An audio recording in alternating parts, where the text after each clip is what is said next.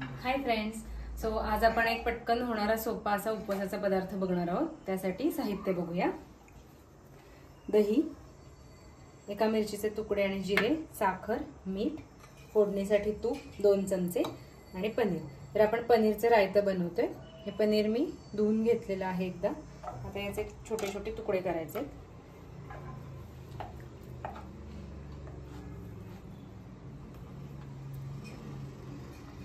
तुम्हाला आवडतील त्या आकाराचे तुम्ही लहान मोठे तुकडे करू शकता. आणि हा आपण उपवासासाठी करणार आहोत.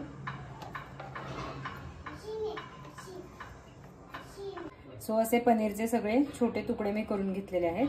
आता दही आपण घेतले, त्यामध्ये आपल्याला घालायचे 1 चमचा मीठ आणि साखर 1 ते 1.5 चमचा. दही आंबट असेल तर थोडी जास्त साखर घ्यायची आणि मिक्स करून घ्यायचं.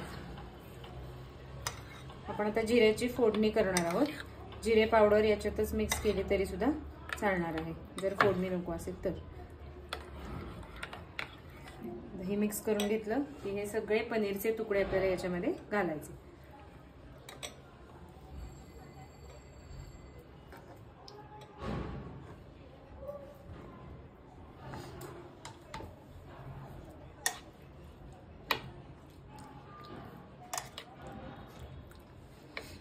आता फोडणी करूया. 2 चमचे तूप घेतलेलं आहे.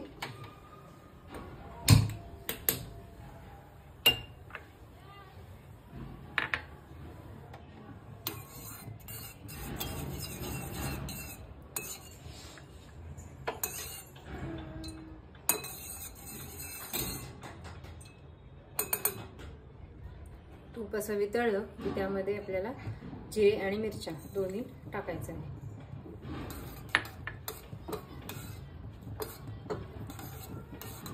आणि मिरच्या थोड्याशा पांढऱ्या होईपर्यंत तळून घ्यायच्या तुपामध्ये.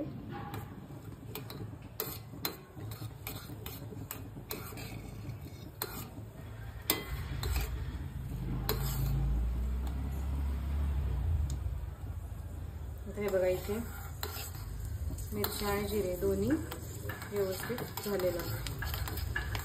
गॅस बंद करायचा आणि फोडणी आपल्याला याच्यामध्ये घालायची आहे गार झाली की.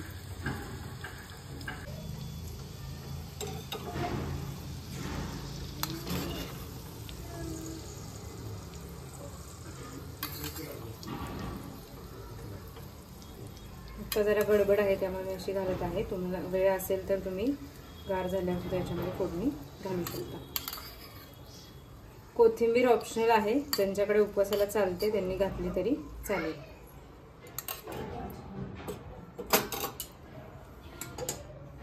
सो परत एकदा मिक्स करायचं.